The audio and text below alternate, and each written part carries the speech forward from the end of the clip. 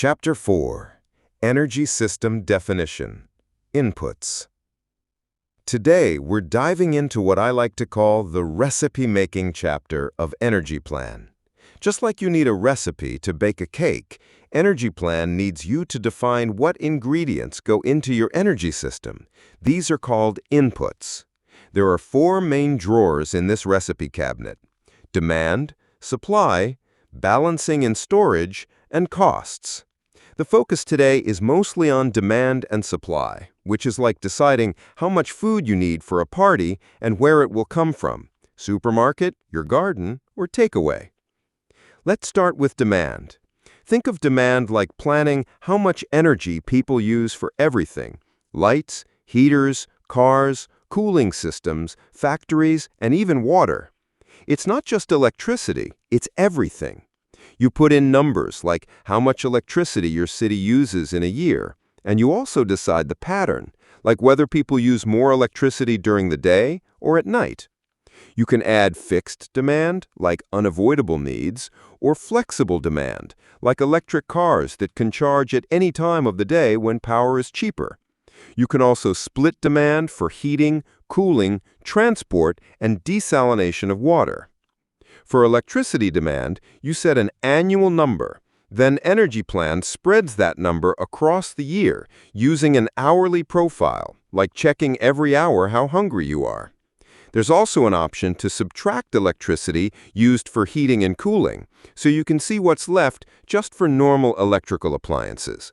You can even add flexibility by saying this much can be shifted within a day or a week, which is like delaying your washing machine to avoid peak prices. When we talk about heating, it's very similar. You decide how much heat is needed in houses and industry, and you also choose how it's supplied. Maybe some houses have solar thermal panels, others have gas boilers, or even many combined heat and power units, CHP. The system knows that solar heat comes during the day, and if there's too much, it can be stored. The same goes for district heating, where big boilers or CHP plants send heat to whole neighborhoods. Then we have cooling, where you input how much cooling energy people need, like for air conditioning. The EnergyPLAN even accounts for natural cooling, like using cool river water. You can tell it how efficient your cooling systems are, just like noting whether you have an old air conditioner or a new energy-saving one. For industry, the focus is on fuel demand and sometimes excess heat that industries can give back to the district heating network, just like using leftover breadcrumbs for making pudding. Transport is another big player. You tell the model how many cars use petrol, diesel, or hydrogen, and how many are electric vehicles, EVs. EnergyPLAN allows you to plan the future. What happens if more people use EVs or hydrogen cars? It can even include smart charging strategies, like charging cars when there's surplus electricity, making the grid more flexible. There's also desalination, which is about turning salt water into fresh water, mainly for places like Jordan or coastal cities. The model asks how much fresh water you need, how much can be stored, and how much energy the pumps and desalination plants consume. It then figures out the right pump and desalination sizes to meet your needs without overspending. Once you set your demands, the next step is supply. Supply is about deciding where the energy comes from. It could be power plants, CHP plants, nuclear, wind, solar, or geothermal. Each supply option needs numbers like how big it is, how efficient it is, and how much it runs every hour. For example, you might have a geothermal plant that runs all year, but solar panels that only produce during sunny hours.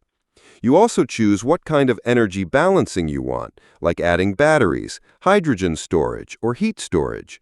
There's a smart way EnergyPLAN manages this. It uses storage when it makes sense and exports power when it's too much, so nothing is wasted.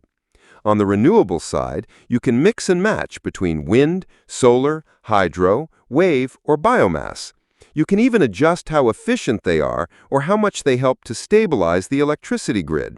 It's like fine-tuning your renewable portfolio to see what works best.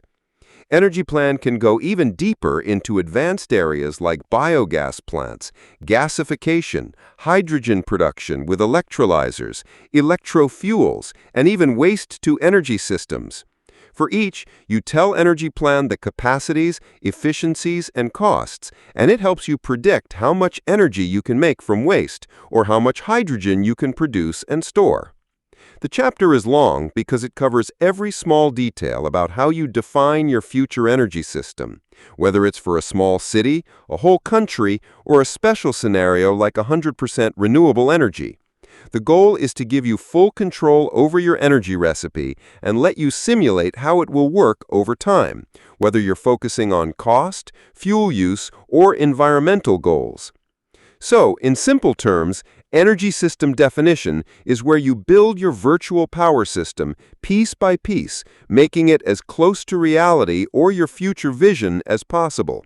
With EnergyPLAN, you're not just a student, you become the energy planner of your own mini country.